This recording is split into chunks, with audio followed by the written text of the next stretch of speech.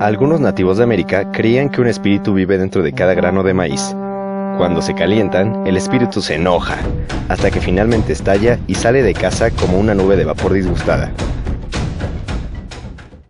Sin embargo, existe una explicación científica. Cada grano de maíz contiene cierto grado de humedad en su interior, por lo que al suministrarle energía en forma de calor, dicha humedad empieza a aumentar su temperatura hasta llegar a un cambio de fase en el cual pasa de fase líquida a gaseosa. Para comprender mejor este proceso vamos a utilizar un diagrama de fase. Un diagrama de fase nos ayuda a visualizar los estados físicos en los cuales se encuentra una sustancia cuando está bajo ciertas condiciones de presión y temperatura, presión y volumen específico, o temperatura y volumen específico.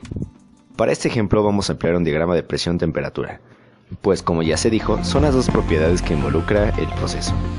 En el diagrama, además de indicarnos los cambios de fase, sólida, líquida y gaseosa, también podemos ver las líneas de cambio de fase que limitan las tres fases del agua, en este caso.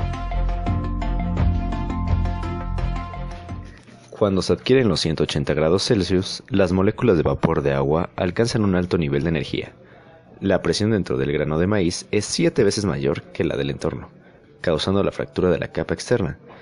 Entonces el almidón se derrama y se expande incrementando su volumen de 40 a 50 veces su tamaño original.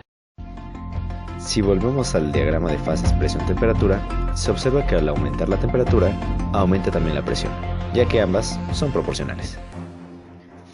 Continuando con el ejemplo del grano de maíz, ¿dónde se encontraría el cambio de estado del agua durante el proceso?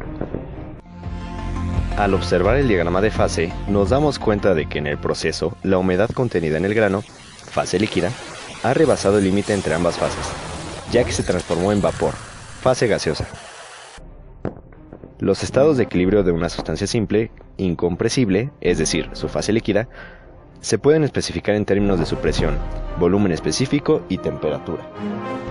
Si se especifica cualquiera de estas dos variables de estado, se determina la tercera. Esto implica que los estados de una sustancia pueden ser representados como una superficie en un espacio tridimensional PBT.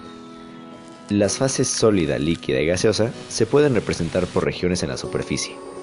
Tenga en cuenta que hay regiones en la superficie que representan a una sola fase, y regiones que son combinaciones de dos fases. Un punto situado entre una región de una fase sola y una región de dos fases representa un estado de saturación. La línea entre las regiones de líquido y la de líquido-vapor se llama línea de saturación de líquido, y cualquier punto en esa línea representa un estado de líquido saturado. Un punto situado en el límite entre las regiones de vapor y el líquido-vapor se llama estado de saturación de vapor. Bueno, ahora que sabemos esto, podemos preguntarnos, ¿cómo se vería la campana de saturación líquido-vapor desde el plano temperatura-presión?